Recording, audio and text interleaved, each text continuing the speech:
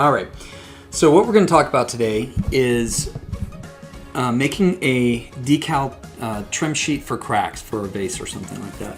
Just the simplest form. I'm trying to keep this pretty simple so we can do this pretty easily. And the first thing I would think about if I'm going to do vase cracks or any kind of cracks on any kind of surfaces, stone or whatever, I'd need to look it up. So what I'm going to do is go into here and say vases, vase cracks. And I would go into images. And okay, how about, I said vase cracks, I don't know what that is. There we go. And then I would go to tools and I'd say size and I'd say large. I don't specify how large it needs to be, I just say large. And if I'm looking at this, what I'll probably think I did before, vase is probably not the best term, maybe pottery is better because I'm looking for something a little bit more beat up like this. So I'd start coming through here and looking at things. And by the way, when you rename what you're doing, you have to come back in and say large again. Okay. So I come back in here and I'd start looking at stuff like this. This is a pretty simple crack. It's really not what I'm looking for. This one I actually have downloaded already, so we'll take a look. We'll use that one too. This one's pretty interesting and it looks like it's pretty big. And when I find one that's pretty big and that works for me, I just go to Open Image, a new tab, and then right click and say Save Image. And then I will go to here and say Save. And it's a WebP, which I hate. If it's not a JPEG or anything, I usually don't use it, but okay, so let's see what else. Dang it. Nope. This is something I might want to get a copy of too. I think I'm going to put it in the homework assignment, but this is not actually cracking on the pottery part of it, as far as I understand. I think it's the glaze that sits on top of it cracking out, and that's the beginning of the cracks, or it's causing it. It's just not the same thing I was looking for, but I do have some of these too, in case we use those. And then I'd come through and I'd start looking at stuff. And as I'm looking at these, I'm thinking, okay, how does my, how do cracks work, right? Because I'm not the king, I don't make cracks for a living. This is a great one. But what I'm looking at here is, this is over time, or they broke out completely. So there's probably this little piece inside of here. Let me pull this up to Image, new tab. Okay. And I'm looking at this, but you can see they're pretty much just little wavy lines. And if this didn't have this piece broken out right here, it'd probably be a little bit tighter. These are older, and these probably, I think this was falling apart. That's why there's so many rounded edges and there's not real much sharp. But basically cracks are, especially if they're moisture or whatever, they're trying to find the simplest path to move forward. That's why they get this little in and out and in and out, because it's like crack, crack, crack, crack, crack, crack, crack, crack, crack, crack, crack, crack, crack. Even if it's all at once, it's still doing that same thing. This is just the weakest part between all the other elements, the little tiny little stones inside of there and all that stuff too. So well, that sucks. He broke his arms. Okay. So, and then the other thing I look at too, depends on how big the crack is, right? If we go back to that other one, if I know I want something big, I can do this. But really, these are just tiny little wavy lines. It's the big thing you have to think about is how those cracks will look by themselves. And then we get in there and we do the art side of it and sculpt it. And we work at that sculpting, we plug away in it. And it may take you more time than you thought to sculpt a crack, but that's fine. It's more important that the crack is right than how long it took you. There's no time limit on these things. The time limit is when they're done. Okay, so I'm gonna go back, and I've got a bunch of reference already, so I'm gonna pull that up instead. Since I did this before. Let me pull this stuff out.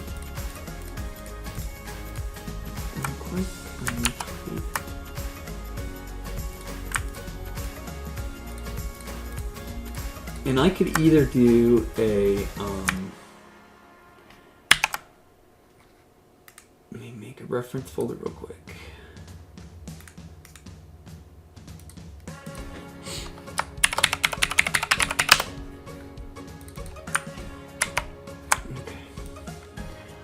And I can make a a pure ref image, or I could do a bunch of other things. And if you look at what I have here, I've got a few different variations. Let me pull this down to the right screen here. There we go. This one seems like it's not as cracky, but you know, I like the size of it, so I could get some real information on it and all that stuff. So I just kept looking at that one. There's the one we were just looking at. You know, I like this. This gives me good ideas for pottery. This is that interior piece. You know, and it's really just kind of, they did a checkerboard that's just not perfect. It's almost polygonal in some ways as we work in this world. Here's a good one. Obviously it's separated, and this is an interesting choice to make if you were going to do this in 3D, how you would do this. It may, if it's just for a pot that's a secondary object in the scene, it's fine for it just to be cracked up. Here's that same pot, I think. No, it's different. There you go. Very similar, but still, we can still get that same feeling. This one I liked because it had the chips out of it and stuff. And this one is like a straight up crack. Somebody made this recently or more recently. So again, even if we look at it, it's just this little undulating line until it hits another point, and then sometimes it breaks off in two directions. Or in this case, it said, I found the simplest path is not this way. And you have to think of this as the microscopic or the really tiny level, but it went this way instead. And then by the time it got to here, it may have been easier to go that way, but who knows? You know, I always think of the story behind these little things. And then here's another example. You know, this is just because the sediment where it found the cleanest path was the softest to get through. So I don't want them, when you make your cracks, to be this straight in general, because even if this is realistic, even if it is real, it doesn't feel as real. I would have rather if you had put a crack just to here instead of trying to jump off. Okay. It's almost, if you look at it, it almost looks like lightning, a lightning bolt going down, right? And that's what lightning does too, is it just finds the simplest, hold on one second, get back here. So yeah, it almost looks like a lightning bolt, right? Just coming down, and that's the same thing lightning does. Lightning finds the closest charge, and it jumps in that direction, and then it goes to the next one, the next one, the next one. It's the simplest path to get to the ground is basically what it's looking for. And in theory, it's kind of the same thing that any kind of elemental piece would do. So those are the pieces I'm looking at. So I'll bring those in and I'll show you how to import those in. So there's a couple things you can do. We can come over to the textures and we can click on this little dot inside of Zbrush again, and just go to import and find that where we just were at, and just shift and collect them and say open. And it'll drag them all inside of here into this texture. You could have it dropping down, but I'm a big fan of dropping it over here, or just clicking that little circle and putting it back in here. And then we have this, right? So I'm gonna just do one at first. I'm gonna actually use, I'm gonna use this one. I'm gonna click on it, and then I'm gonna click this little plus minus button, which is called Spotlight inside of ZBrush. Now, Spotlight's a really cool tool. It's made to allow you to paint textures and some details and stuff actually with an image, which is cool. But that's not what we're going to use it for, so we'll have to make it modified a little bit when we get there. So we're going to say add to Spotlight. It may not work actually. Yeah, there it is. Okay, so when you get Spotlight, it's basically, no matter where I click in here, this little circle, which is the controls of Spotlight, move around with me. So I could pull it down, I can make it bigger or smaller by clicking over the scale button. That's usually all I really do, especially if I'm using it as reference. And then I throw it up here, and I can come back to it anyway. And the shortcut to hide the tool part is Z. Okay, if you want to come back on, it's Z, and Shift Z will hide it all together, and Shift Z will pull it back up, and then Z will show you the tools. So that's a good starting point, and what I could do is Z and then zoom in, and I really only care about this. If I was doing this for myself, I'd probably cut it out so I only have this, but for now we'll do it this way. And I think it's been a while that I've used this, but I think you can even crop it. I don't know how much worth that is, but it's probably an easier way than taking it to Photoshop. I don't know. For now, it's fine. So I'm gonna put it there. The problem with this, and all I have is an environment, so if I didn't have this out, I'm gonna go N, I'm gonna go T, switch. If I didn't have this out, you know, I'm back to this. This is like when you open it, so we'll delete that, we'll go Control N to say new, And instead of making a 3D cylinder, I'm gonna hold down the 3D cylinder and click and roll over to get to plane 3D, simple plane. And then I'm gonna drag it out by clicking and dragging down. And then of course, because it's ZBrush, I need to go to T or edit. And you'll see if I push T, edit gets clicked on. So now I can turn around it and everything like that. Now, if we look at this, I'm gonna push Shift Z right now, hide that. But if we, Shift Z, thank you. If I look at this and I go Shift F to see the polygons, it's obviously not enough polygons. If I went in here and sculpted, first off, it won't work, so we have to turn it to Polymesh 3D. And then it's one-sided, so there we go. And if I sculpted now, it would look like that. So that's obviously not enough. But if I just do a geometry divide, it's gonna give me soft edges, which I don't want. It's not gonna really hurt anything for our purposes, but I'm gonna just turn off the smooth and then divide again. And you'll see I've already divided and nothing seemed to change. Divide, divide, divide. And I'm gonna look up here where my poly count is, and yours is probably over here, but I'm gonna look up here and see 263. I'm gonna go divide again. It should be 4 times. Every time you divide something, it's squared. Okay, it's not even 4 times, it's squared. So just keep that in mind. So now I'm at 1.5 million. If I sculpt now, I got a nice look. So I'm gonna leave that there. And then I'm basically the rest of the stuff we do is either using brushes. And the way we use brushes, there's a couple of tricks we can do with brushes. We can have a pre-made alpha, which will allow us to make stamping type tools, which you've used before with your custom ones, but we're gonna do a little bit different. And then, or we have some pre-made tools inside of here that allow us to sculpt with the regular tools inside. So there's some pre-made brushes that are really easy to sculpt with inside of ZBrush. So we'll probably use those too, at least for the custom stuff. But first, let's talk about how you get custom brushes in.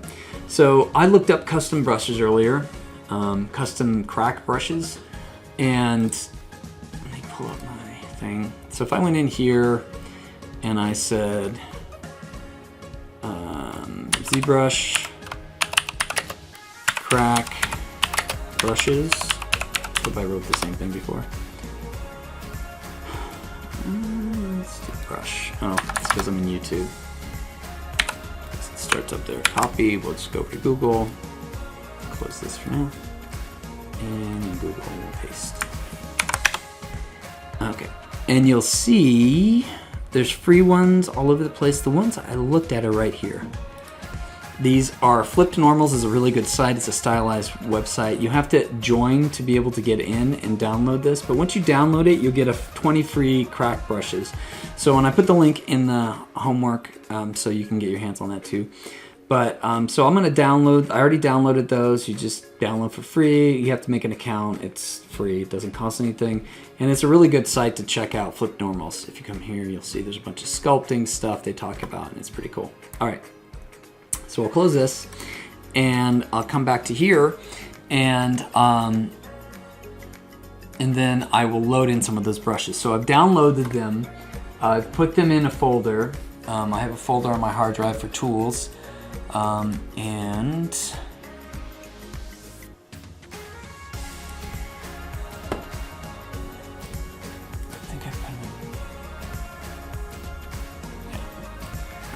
so I put them in this Mohammed Free Cracks. They were RARs, I should say, RAR. So if you don't have 7-zip or 7-zip or 7Z, then you need to download that or get something that unwraps or does RARs. And RAR is just another type of zip file. You can look it up. It's free. It's it's an ORG company, so it's not like they charge anything. It's open source. So, and it's actually better than just regular WinZip anyway, because it uses all your processors and WinZip only uses one. Anyway, so I've downloaded these all. These are the icons for them. They're not actually the brushes, and really all these are alphas. But it's good to put these next to each other. And when I set this up to see stuff, I set it up by name for this case, and that way when I go to full screen, it shows me a JPEG of what it looks like, and then also the PSD of the actual file. So I'm gonna look at these, and I'll change this to, let's try view extra large icons. So this one's cool, this one's cool, this one's cool, this one's okay. This is kind of almost like what we already had. This one's okay, this one's okay. I guess I duplicated them somehow. Oh, I think they're just, no, they're just the same. Huh. Okay. I didn't look through these, they're free. I have a ton of different ones, but I don't want to give you the place to get free stuff. So, Mohammed needs some pretty cool stuff. So I'm gonna come in and just pull this off to the side and put some new brush alphas. These are just alphas. So how alphas work is this. If I take this picture, this alpha, and I pick like this is a pre-installed alpha in here, and then I paint, it does this. Okay, so it's using that alpha as my extrusion for my Zbrush. What I can do though, I can change it a little bit, and I can say I don't want it to be like this on top of itself. I want it to be like either drag rect, which will make it just drag out these things like that, or better yet, I don't like drag rect because it goes from the center in most cases. Sometimes it's okay, but drag dot, and I can just drag dot, and wherever I want to put it is where I'll put it. Now the problem with this one is it's too small, so if I pull it up bigger, and then if I push Alt, because obviously that makes it inverted, and then I click and drag, it'll put it wherever I want, and I can that way control what I look at. But that's just a standard alpha brush. We just don't want to use that one, so we're going to say import. We're going to go to where we just were, which was not here, but funny enough, it's here. And I'm going to grab one of these crack brushes that work pretty good. I think it was this one. I want something simple. I don't want big cracks and walls of cracks and stuff. I want something that's kind of simple, so I can put it on an urn or something simply. Too many cracks it takes away. It's more like a ground texture or something. And we can always take this texture and put it in Photoshop and clean it up if we want it in there. But we're just trying to do this fast, so I open that up. And if I look at this, you'll see that it shows white, which is positive, and then the black area, which is negative, is the not there. Zbrush, whenever it sees black, takes that as transparency. It's actually not looking at it like a negative, it's just saying it's transparent. But what I'll do is I'll push Alt again. So if I do it right now, here, you'll see it does this. Okay, not the best. Okay, so maybe what I'll do is I'll divide it one more time. I know it's 4 million, it's crazy. But really what I want, and I'm not gonna do that, there we go. What I want is it to be the opposite. So I'm gonna make it a little bit bigger. Zoom out a little bit here. I want to have 3 across here for the ones you use the alphas for, and then I want you to paint 3, and then on the bottom one we'll probably try and do some of the porcelain cracky stuff. So I'm gonna come here and click and see how big that one looks. Okay, that one's okay, but see, it looked weird because it's inverted. So if I just push Alt, it'll go in, and now that looks better. And now I can move it around where I want it and kind of set it up. And you don't feel bad if you have to do this a couple times, because I still do. And I'll take a look at it, and it looks pretty good, okay? And all I'm asking for you to do this week, or for this class, is make these. Make the 6 plus some stuff down here. So I need a different one. I'm gonna say import. I'm gonna take like this, maybe this one I think is the one I just did. Kinda looks like it. Which one did I do? Hold on. Also, if you ever want to see what alphas you have, you can click here, go like that.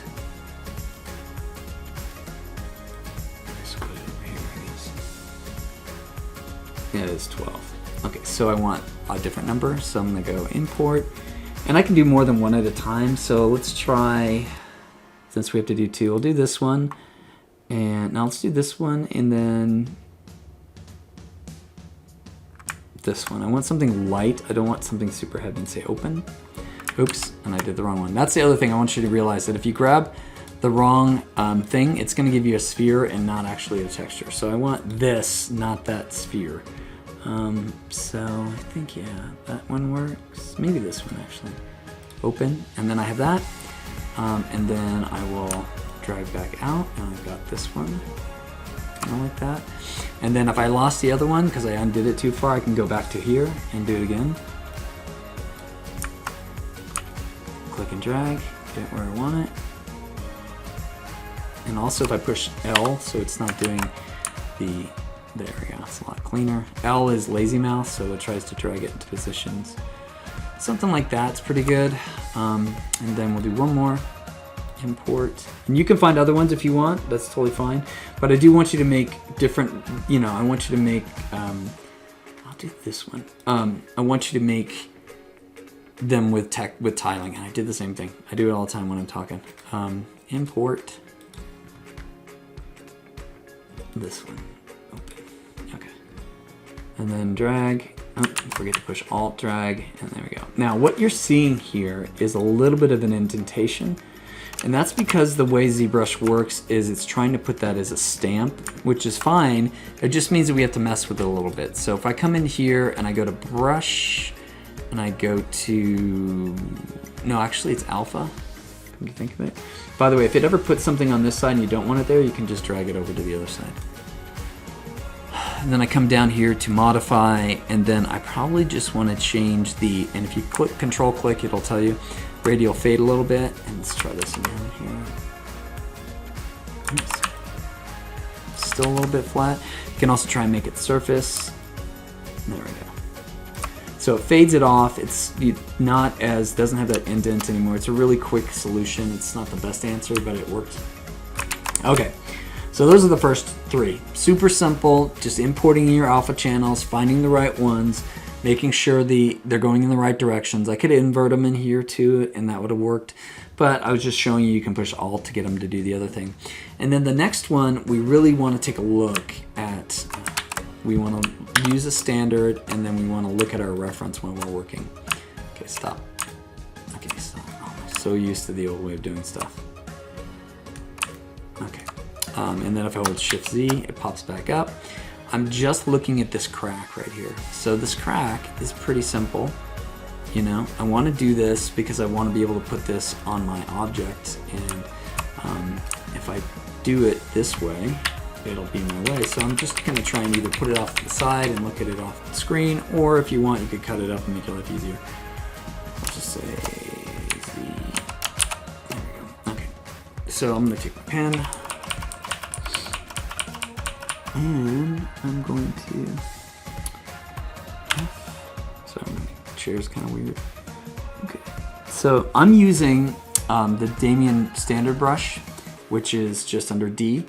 Right now, if I do this, you'll see it's pretty good, but it probably has a little bit more intensity than I want, and then it probably has a focal shift.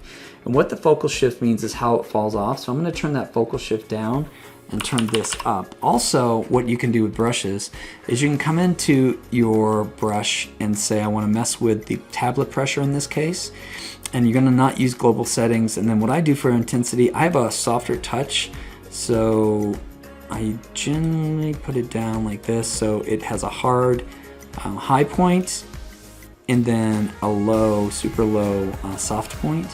So if I do this, I can get that pretty good. And actually, that's almost, let me pull this up here too much.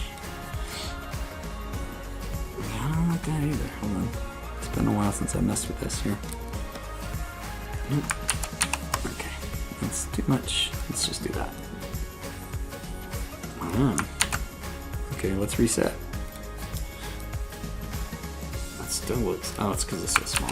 I'll cheat myself here. But see, I can get it pretty light and pretty hard by going back to that. But if I take this and just bend it a little bit and pull this down, and fatter to lighter. Okay. So when I'm doing these, I'm trying to think of one direction, and then I just jitter my hand as I go. So let me pull up my reference real quick. 1 second. All right, so I'm gonna start where I want the crack to originate. I think it's an edge or something. And then I'm just gonna kind of drag it down and kind of jitter my hand, try and get it soft, and kind of make it go in different directions a little bit here and there, and then get it out. Something simple like that. Now it's really soft right now, and sometimes it takes a few strokes to get it to where I want, but I think I can live with what I have here. Okay, so, wow. What did you just do?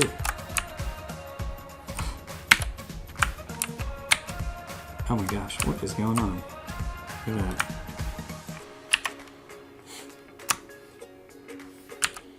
I have no help with computers today.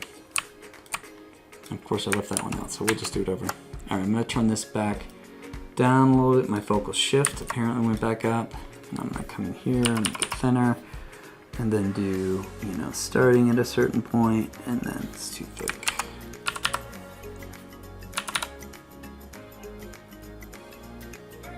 And I'm just kind of, you know, and if I'm going to make a sharp direction change, I'm going to do it. I just feel like it's going in. You can see me pushing in and out in certain places and stuff. And then, you know, we could come in and do like little other things too. Pull this back out and then do this. Just come back in and get a little bit deeper. And I'm just kind of being artistic at this point, or trying to be. Get some of this stuff. But let's talk about some of the other tools we can use inside of here. Okay, I'm going to give myself big gaps in certain areas. Like that.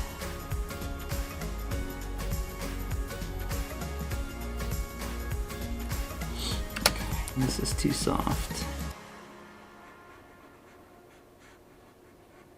Like I said, I did this earlier and it was much better, so just depends on how you do it and how it's working for you today. Okay, so that's a simple start. And then I'll come in and start looking at different types of brushes. There's a few brushes you could use right off the bat. Trim is one of the best ones, and I don't use the standard trim. What I don't use Trim Dynamic, I use a different one, but we'll come back to that one. Right now what I'm gonna use is clay tubes. This is interesting, constant. Anyway, I use clay tubes, and I come in here and I do Alt. And I come in and I try and really softly mess with this just to give it some kind of edge information here. And it's too strong, so if I look at this, it's up to 49. I'm gonna pull this down so it's a little bit softer. And then I'll come back in, give myself some angle and stuff. Like that.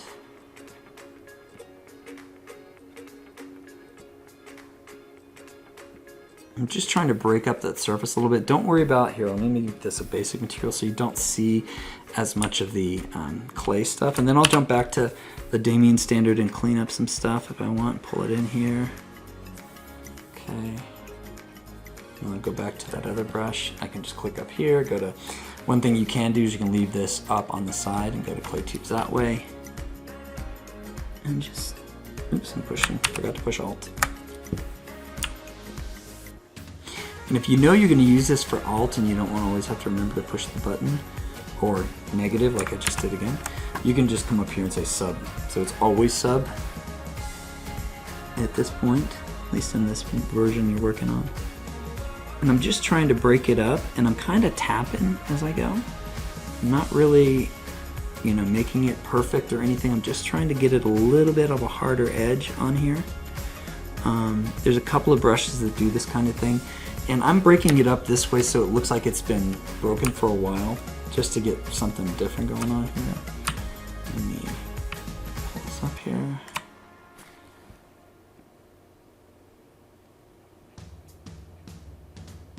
And, you know, I'm just doing art stuff at this point. I can go back to S, standard, turn this back off to the regular alpha. Turn it really small and just put a negative cut into there. Maybe too small.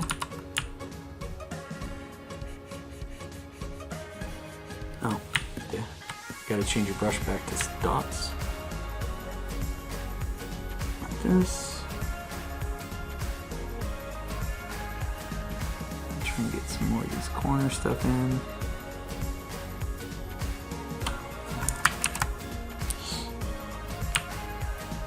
And then the other tool that I like for doing stone or any kind of cracked surfaces or things.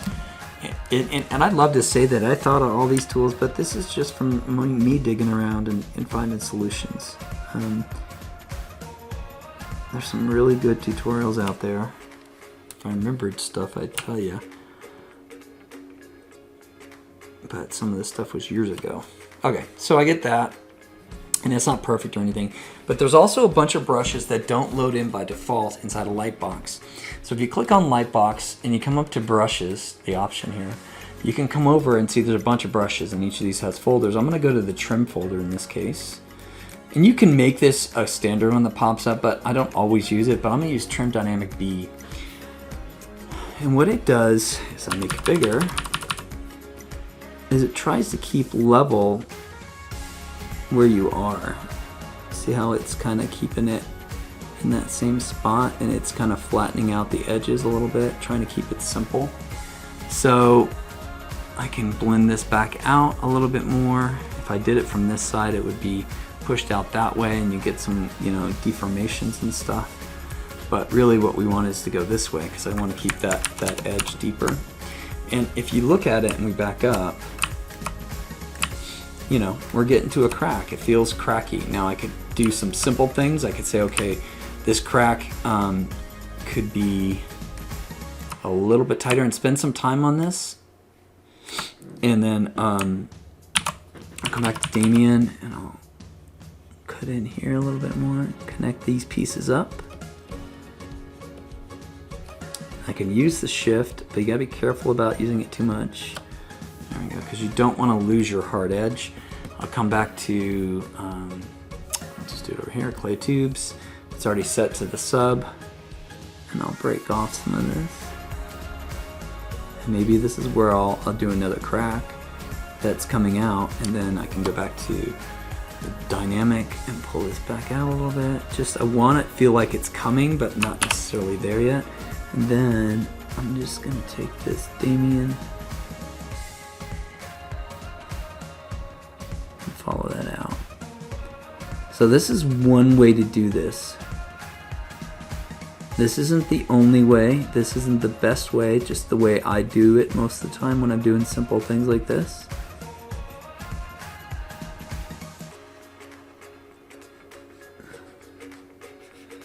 So I'm trying to think of the life of this crack, right? And see, every time I make a soft edge, I need to come back in and look at how to sharpen that up a little bit. It feels like it cracked across that surface, maybe. And then that. The other way to do stuff, the same kind of thing, turn this way up here, is not use the sculpting tools at all. And I'd like for you to try both, just so you get used to them. Oh, the other thing I want to point out, I don't like that last one, I did. Oh, it sucks. That's the problem with drawing and undos, is because you can have this really cool setup, but then not let go of the mouse or the paintbrush, and it will, if you undo, it'll go back super far because you haven't, like, less contact. There we go. All right, so I'll zoom back out. And that's, you know, it's okay. I probably would work on this for a while, and we could, you know, move it around and do all kinds of stuff. You know, you can't be the pro of everything if you do it once in every year or whatever. But anyway, okay, so, and I'm probably gonna get rid of that actually. I'm gonna do that right now because it's bugging me. I'm gonna go back to dynamic. Don't like this. So I'm just gonna not do it with my mouse. Hold on.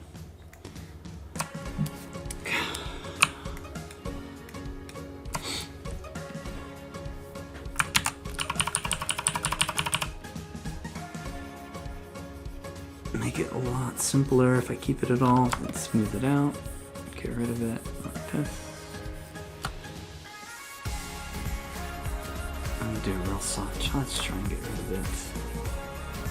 And then come back to my clay tubes. Turn this way down. And then, you know, kind of feel that crack. Okay.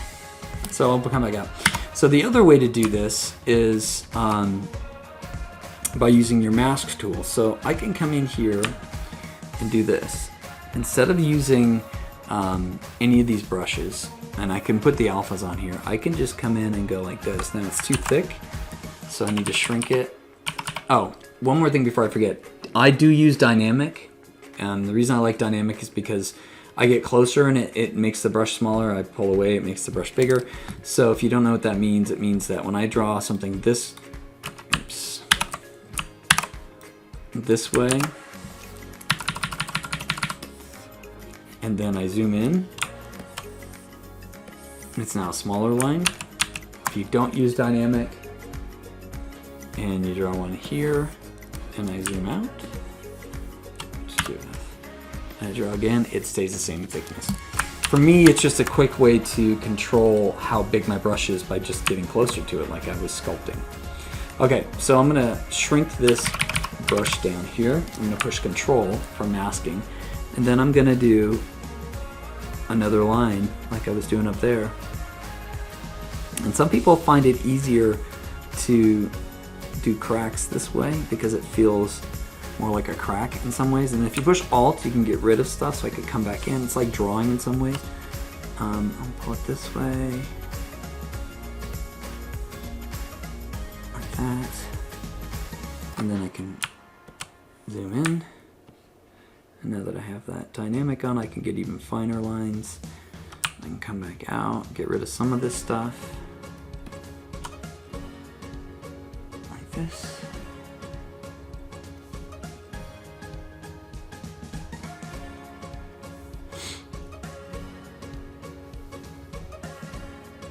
Okay, and then, oops, pull it out. So I got this crack now. And then I can come back into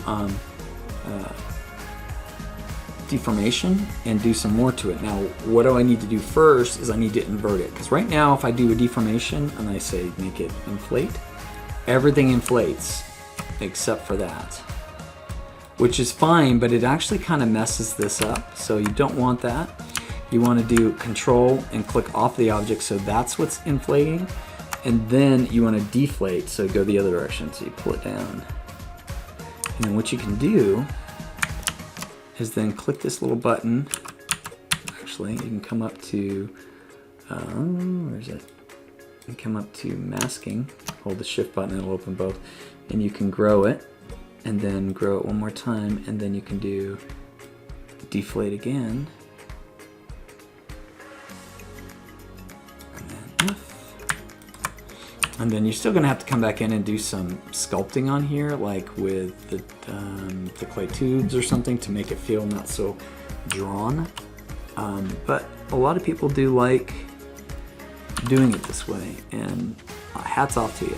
I suggest you try both and see if you like either of them better. If I make this bigger, it'll be like that. Pull this in, do kind of like this. There's another brush that's much like this. It's called, what's it called? I forget. Brush, get out of that menu.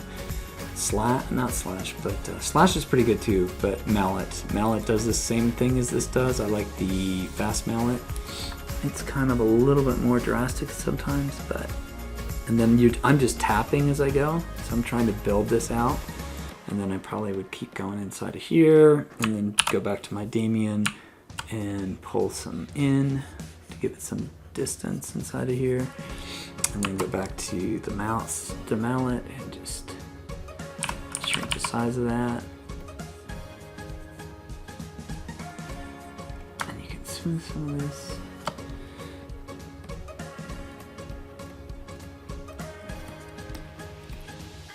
And we don't want it to be like too detailed. We don't want it to go back super, super far. Because we're just going to use this to get our decal masks all set up. So, you know, you can take off part of this, like, say this part came out all together. So there's a big chunk of it out of here. Come back to my clay brush. Pull some in more. And at this point I may just divide it up again. Smooth that. So I'll get some of these, and you know, and I'll probably take some of this. The other thing you can do too is you can say, okay, I like this, but I want to add more to it, but I don't want to just take a chance at destroying it. So you can come over to masking, and you can click on a bunch of options down here. You can try by AO and see what it gets you. Much. Uh-oh. Let's try not do AO. Let me pause it while it's freezing. But AO did this. It's actually inverted here. So like that. So what I'll do is get rid of that AO, and then I'll go by, I guess by cavity, I think it's the one I usually do. See how much faster that was? And then I can invert it, and then I can do other things. So that way I'm sculpting inside of here, but not breaking everything I'm doing. And you can turn up the strength of the cavity and all the curve and all that stuff too. But, you know, draw out some really cool cracks. They don't have to be straight as I'm doing mine, look like lightning right now, and there's a ton of that stuff going on. But just draw some out. And then actually let's just do 6. Let's do 6. Let's not worry about the porcelain stuff. Let's just do 6 simple. So do another one after this, and then you'll go from there.